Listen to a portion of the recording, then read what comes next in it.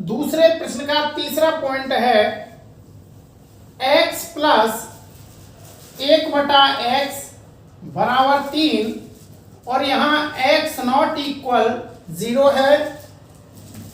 अब इसको हल करते हैं, x का प्रत्येक पक्ष से गुणा करते हैं।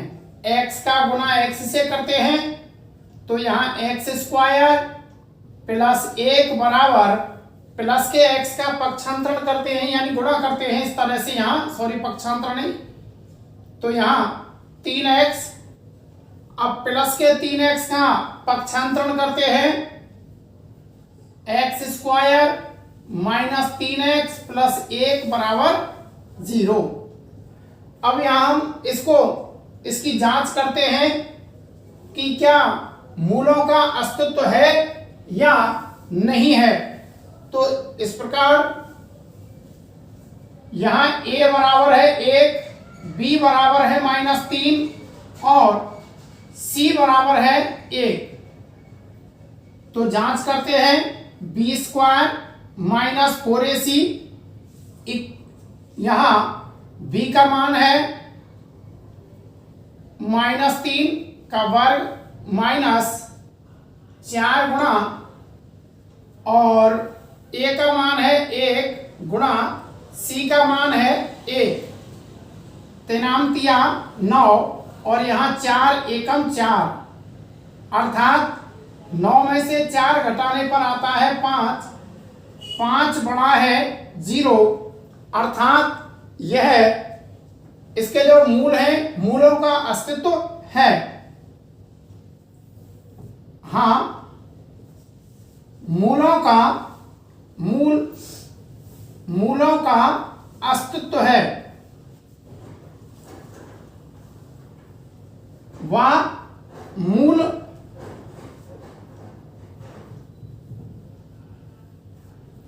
भिन्न होंगे। अब इसे हल करते हैं श्रीधराचार्य विधि से। श्रीधराचार्य विधि द्वारा इसको हल करते हैं आगे। तो x बराबर -b plus minus √b² minus 4ac upon 2a, यहां b का मान है माइनस और -3 plus minus b² minus 4ac आया है यहाँ 5 अपॉन 2 इंटू 1 की वैल्यू है यानी a की वैल्यू है 1। यहां माइनस का गुणा माइनस से करते हैं तो प्लस 3 प्लस माइनस √5 बटा 2 एकम 2। अब या तो हम इसे इतना ही रहने दें या इसे एक बार प्लस में और एक बार माइनस में रख लें। जैसे यहां x बराबर एक बार जोड़ें और एक बार घटावें, जैसे 3 प्लस √5 बटा 2 और x बराबर 3 माइनस √5 बटा 2। अब इसका चौथा पॉइंट करते हैं। यहां a का जो मान है वो है √2, b का जो मान है 7 और c का मान है यानी 5√2। यहां हम इसकी जांच करते हैं, b² माइनस 4ac, जो b का मान है 7 का स्क्वायर माइनस 4 गुणा a का जो मान है √2 गुणा 5√2। यहां इसे हल करते हैं, 7 49 माइनस 4 पंजे 20 और √2 का गुणा √2 से करते हैं तो यहां आता है 2, अर्थात 4 पंजे 20 और 20 दूनी 40। तो यहां 49 में से 40 घटाते हैं 9 और ये 9 बड़ा है 0 से, अर्थात इनके मूलों का अस्तित्व है। हाँ, मूलों का अस्तित्व है, वहां मूल भिन्न होंगे। मूलों का अस्तित्व है और मूल कैसे होंगे? भिन्न होंगे। तो यहां इसे हल करते हैं श्रीधराचार्य विधि से। x बराबर minus B plus minus under root B square minus 4ac upon 2a। यहां इसे हल करते हैं। b का जो मान है 7 यानी -7 plus minus B square minus 4ac का जो मान है, यहाँ इसको हल किया हमने। यहां यह है 9 बटा 2 गुणा a का मान है अंडर रूट 2। तो इसे यहां हल करते हैं। -7 प्लस माइनस 9 का जो वर्गमूल है वो अपना आ जाता है 3 बटा 2 अंडर रूट 2। अब यहां इसे एक बार जोड़ लें और एक बार घटा लें। तो यहां x बराबर -7 प्लस 3 बटा 2 अंडर रूट 2। तो यहां इसे हल करते हैं। -7 प्लस 3, तो यहां आते हैं माइनस के 4 बटा 2 रूट 2। यहां रूट 2 है इसलिए इसका परमेयकरण कर लें। 2 रूट 2 बटा 2 रूट 2। यहां -4 इंटू 2 रूट 2 बटा 2 दूनी 4 और 4 दूनी 8, यानी 2 का गुणा 2 से 2 दूनी 4 और अंडर रूट 2 का गुणा अंडर रूट 2 से करेंगे तो 2 हो जाता है, क्योंकि 2 दूनी 4 का वर्गमूल 2 हो जाता है।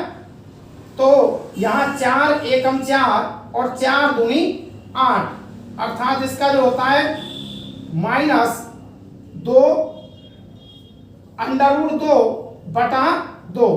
और इसका एक बार घटा लें। x बराबर -7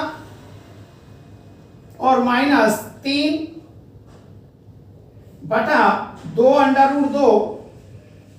यहां -7 और -3 हो जाते हैं माइनस के 10 बटा 2 अंडर रूट 2। अब यहां ये अंडर रूट की संख्या है तो इसे इसका परमेयकरण कर लेते हैं। तो 2 अंडर रूट 2 बटा 2 अंडर रूट 2, 2 अंडर यानी -10 गुणा 2 अंडर रूट 2 बटा 2 दूनी 4 और 4 दूनी 8। यहां 2 चौका 8 और 2 पांजे 10, 2 एकम 2 और 2 दूनी 4, अर्थात यहां हो जाता है -5 अंडर रूट 2 बटा 2। अर्थात इनके जो मूल हैं -2 अंडर रूट 2 बटे 2 और -5 अंडर रूट 2 बटे 2।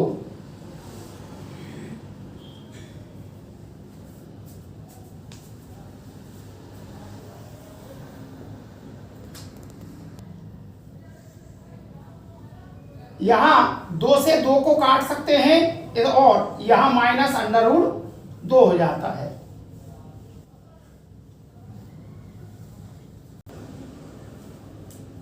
इसका 5वां पॉइंट है x square plus 4x plus 5 बराबर 0। यहां इसे हल करते हैं।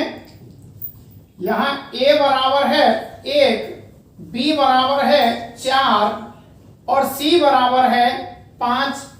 अब इसकी जांच करते हैं कि इसके मूलों का अस्तित्व है या नहीं है। तो यहां b स्क्वायर माइनस 4ac, यहां b का जो मान है 4 और 4 का स्क्वायर -4 गुणा a का मान है 1 और c का मान है 5। 4 चौका 16, 4 पंजे 20। यहां 16 में से 20 घटाते हैं तो ये आता है -4 और ये 0 से छोटा है, अर्थात इसके मूलों का अस्तित्व नहीं है, मूलों का अस्तित्व नहीं है, क्योंकि यहां ये संख्या है जीरो से, यानी जीरो से बड़ी नहीं है, इसलिए इसके मूलों का अस्तित्व नहीं हो सकता। अब इसका छठवां पॉइंट करते हैं। अब सबसे पहले इसको ऐसे x माइनस 2 का 1 से गुणा कर लें, माइनस x का गुणा 1 से कर लें, बटा इनका आपस में दोनों का गुणा कर लें।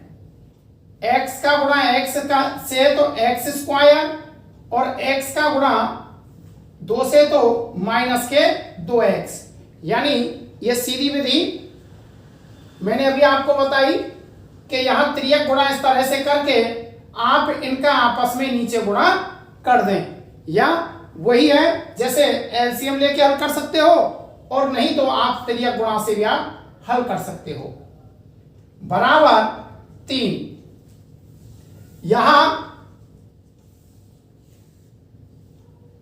प्लस x और माइनस जो x है वो कट जाता है, यहां रह जाता है माइनस के 2। अब 3 इनका जो संख्या है ये इसका गुणा 3 से करते हैं, 3 का गुणा x स्क्वायर से करते हैं 3x स्क्वायर, 3 का गुणा माइनस 2 से 3 दूनी 6। अब इसका माइनस के 2 का पक्षांतर कर लेते हैं, तो ये हो जाता है 3x square minus 6x plus 2 बराबर 0। अब यहां जांच करते हैं कि इसके मूलों का अस्तित्व है या नहीं है। यहां a बराबर 3, b बराबर माइनस 6 और c बराबर 2। तो यहां जांच करते हैं b स्क्वायर माइनस 4ac। अब b का जो मान है माइनस 6, 4 गुणा a का जो मान है वो 3 गुणा c का मान है 2, यानी 6 छंग 36, 4 तिया 12 और 12 दूनी 24। यहां घटाने पर 12 आता है, और जो 12 है 0 से बड़ा है, अर्थात मूलों का अस्तित्व है, वह मूल भिन्न होंगे।